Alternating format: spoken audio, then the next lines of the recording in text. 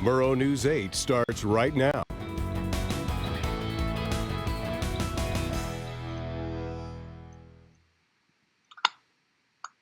Good evening, everyone. I'm Asher Line. And I'm Zach Miller. Welcome to Murrow News 8. According to KOMO4 News, Washington State Governor Jay Inslee is allowing residential construction workers to go back to work as of this morning. Before today, private and commercial construction had been unessential jobs. Inslee has made some safety regulations to keep the workers safe by making sure every job site is allowing adequate distance between workers, providing protective equipment, and has a COVID-19 supervisor on site at all times. Both WSU and the University of Idaho plan on having in-person classes this fall. WSU President Kirk Schultz tweeted yesterday that Washington State plans on opening all of its campuses for in-person classes this fall. The University of Idaho also made an announcement that they will be hosting a commencement ceremony at 9:30 a.m. on August 1st in the Kibbe Dome. The Division of Academic Engagement and Student Achievement has a Cougar Guide to academic success for any WSU student looking for additional assistance. The guide talks about staying organized, engaged, and connected while also providing helpful tips. For more information on the guide, you can visit the Division of Academic Engagement and Student Achievement website. According to Pullman Radio, 2 Idaho high school students are U.S. Presidential Scholar semifinalists. Deary High School senior Matea Ann Proctor and Moscow High School senior Jayan Wang are the 2 finalists for the award that honors distinguished graduating seniors who demonstrate scholarship, leadership, artistic excellence, and self-service to others. Each state nominates 2 finalists for the award. Also coming out of Pullman Radio, the Police Driving Safety Campaign is holding a contest. Anyone is able to join in the poster, slogan, and video contest for the dangers of distracted driving. Winners of the competition will receive a gift card. The deadline is tonight at midnight. And there seems to be a lot of discussion recently about the hopes of returning to normal life sooner rather than later. Luke Hudson is here with an update on Pullman plans for a summer holiday. Luke, what can you tell us? Thanks, Asher. Yeah, so I'm here with Ireland Addis, who's the event coordinator for the Pullman Chamber of Commerce. So yeah, thank you so much for being here with us, Ireland. Thanks for having me. Yeah, of course. So we just wanted to talk a little bit today about the 4th of July. But the first question I have is, what changes has the Chamber had to make in terms of its event planning? Yeah, so we've been looking closely at all of our events coming up this year. We want to be optimistic and still have those events for our community members to gather and enjoy themselves and still, have that Pullman feel with everything that goes on during the year. We do want to be, looking at different restrictions that the governor's putting in for event gatherings. So we're being optimistic and we're looking at different options that we might have to make when it comes closer to the events. Okay, sounds good. So what exactly, I'm sure some people are thinking about this. What do you imagine the 4th of July celebration will look like? How will that be different this year? Yeah, so just a few days ago, the committee actually made a decision on what the 4th of July will be looking like this year. We will not be holding the event at Sunnyside Park as we usually do. We'll be shooting the fireworks off from an undisclosed location. We don't want people to gather at Sunnyside Park, especially when there's thousands of people that usually come to the event. So we'll have the fireworks. We will not be doing the barbecue, the performances by the Kingpins and other artists. We don't want to bring all those people into the park. So we're going to do the fireworks, and people will hopefully be able to see those from their homes. So that's what we're looking at for the 4th of July. Right. So there's no set meeting place, of course, to avoid those large gatherings. Will you be, sending out more information about what the show might kind of look like, or kind of clues for people, what direction they may want to look like as we get closer? Right. Yeah, so we're still looking into a specific location. We want to make sure it's high enough for people to see from their homes, maybe even potentially in Moscow as well. We will be sending out more information once we get closer to the event. But we're also looking for donations from the community because we will not be having the barbecue, which is our regular source of income during the event. So on the Pullman Chamber website, we will have a donation button for people to donate so that we can have the best 4th of July fireworks show that we can. Mm-hmm. All right. Sounds good. And then, just as a final question, if everything goes according to plan, what do you hope people take away from this new kind of format for the celebration? Yeah, I hope people can understand that we're trying to do our best to, still bring the community together during COVID-19. And we want to keep people safe. We want to keep people healthy, but we do want to, bring that tradition along. This is our 45th annual fireworks celebration. So we still want to have, that community event, but it will look different. And hopefully people can be ready for 2021. Okay. Well, thanks so much for sharing and for being here with us today, Ireland. Zach, back to you.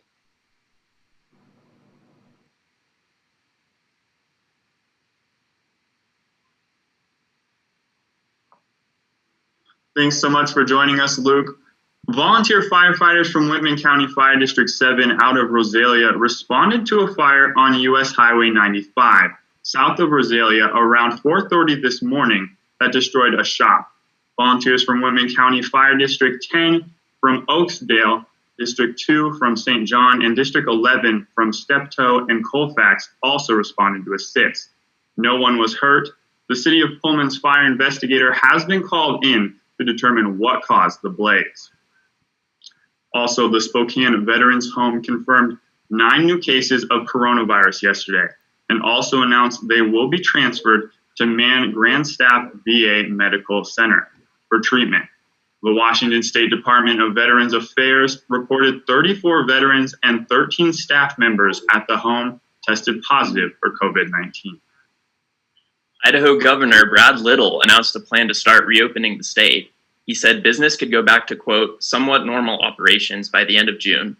He broke the plan down into 4 phases, each one lasting 14 days. The first phase is scheduled to start May 1st. According to CNN, Georgia Governor Brian Kemp has reopened some non-essential businesses. Some of the businesses being opened are gyms, hair salons, tattoo parlors, and bowling alleys. Georgia was one of the last states to make a stay-at-home order, and now is one of the first to start reopening, despite pushback from some mayors. According to the Washington Post, President Trump said during a press briefing that disinfectants could be injected into coronavirus patients. Medical professionals and the makers of Lysol responded by telling people not to inject themselves with cleaning products, which can be toxic. And it seems as though Pullman and the whole Northwest has been experiencing some indecisive weather recently. Yesterday here at my house, it was raining on just one side, a downpour out my side window, but the sidewalk in front of my house, which was completely dry, kind of strange. Grace Arnes has what's in store for us this weekend in Pullman. Grace, is Pullman getting some weird weather too? After, I would say that it's a little bit similar to you over there in Great Falls, just because we are getting some rain and sunshine throughout today and tomorrow. Today there will be a high of 58 and a low of 43. Earlier this morning we saw a small amount of rain, but those shouldn't come back for the rest of the day, while this afternoon will remain a little sunny and a little cloudy.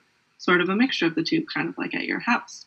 Tomorrow, even though the temperature is staying relatively the same, there will be more rain, as you can expect some scattered showers in the morning and some consistent rain after about 2 p.m. The wind will also be a little bit stronger in the tomorrow, with about 13 miles per hour coming from the southwest. So watch out for some gusts. Looking across the state, over in Olympia and Seattle, there are consistent showers today with a high of 62, lows of 49 and 52.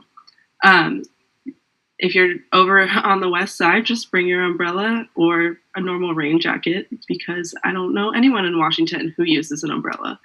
Over in Yakima, the Tri-Cities, again, they always get better weather than us, with highs of 66 and 67. They'll be partly cloudy, but mostly sunny, with lows of 42 and 43 at night. Over here in Spokane and Pullman, on the eastern side of the state, Spokane is a little bit warmer, about 4 degrees warmer, but still cloudy, kind of like us. Looking for next week, for the next 5 days, you can expect some clouds with lots and lots of clouds with sun, partly sunny skies coming in on Sunday, rain Monday, and clouds for the rest of the week. Just sort of changing, just a normal spring. Back to you, Asher. Thanks for the update, Grace. The world of sports is seeing many firsts right now. That includes the very first virtual NFL draft. I watched the first round of the draft for last night, and it was quite interesting. Promise Callaway has more. Promise, tell us about the first round. Thanks, Asher. Yes, the sports world has been seeing a lot of its firsts. Speaking of firsts, in yesterday's NFL draft, Joe Burrow was drafted by the Cincinnati Bengals first overall. Burrow went live on ESPN after being drafted and said, quote, "I just wasn't as good as I was my senior year during my previous years, but I worked really, really hard to improve." Next in draft news, the Seahawks selected Texas Tech linebacker Jordan Brooks with the number 27 pick Thursday night. The shock was in Seattle's decision to make a pick in the first round without making moves to acquire additional picks later in the draft. Seattle coach Pete Carroll said, quote, "We always need to get faster and get tougher on defense, no matter what spot we're talking about." And Jordan fit that perfectly. Brooks said he wasn't surprised to hear his name called in the first round, but was surprised that it was Seattle making the call. Some more good news for the draft. During Thursday's first round of the 2020 NFL Draft, Commissioner Roger Goodwill announced the 2022 draft will be held in Las Vegas. The Las Vegas Raiders posted on Twitter yesterday afternoon saying, quote, "Today the Raiders are excited to announce that the NFL has chosen Las Vegas to host the 2022 NFL Draft celebration. Las Vegas, let's shine." The draft next year is scheduled to be held in Cleveland. Moving on to Cougar sports, our WSU women's basketball team added a pair of talented international players to its 2020 recruiting class just yesterday. The first being Charlize Legger-Walker out of New Zealand and Ekin Çalıkdemir from Turkey. Charlize comes to Pullman as the top-rated player in her class in New Zealand and brings in arguably one of the most impressive resumes amongst players in her age group throughout the world. Ekin is a 5'10" combo guard from Istanbul, Turkey, where she was a member of the Fenerbahçe basketball club. That's all I have for sports today. Back to you, Asher. Thank you for that, Promise. We'll be looking forward to seeing those two on the court here soon. Some good news, though, for Idaho anglers. The Idaho Spring Chinook salmon fishing season opens on Saturday. This year's run is expected to be below the 10-year average, and the fish are also arriving late. As of last Sunday, only 6 Chinook had crossed Lower Granite Dam into Idaho. Idaho Fish and Game are also suspending the sale of fishing licenses for out-of-state anglers for the time being. Well, that is all we have for you tonight here on Murrow News 8. You can now watch us live on YouTube every weekday at 5:30. News content can still be found at nwpb.org/mn8, and don't forget to follow us on social media. Have a good night, everyone. Stay home and stay healthy.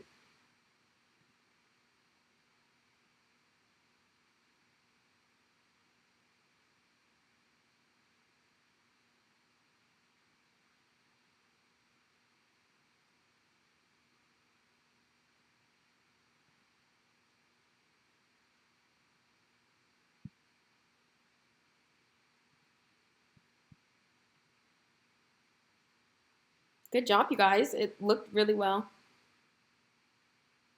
Thank you. Good job producing.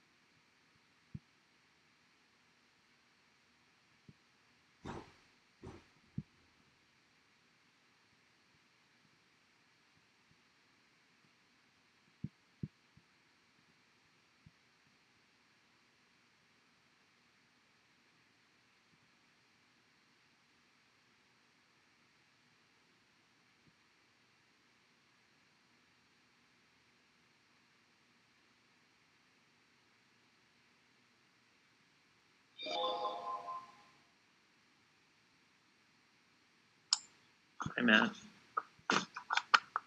Well, it was a really good job on your guys's. Everything on my screen, it was moving and OBS was working, so I have the recording. I thought you guys did good. Thank you.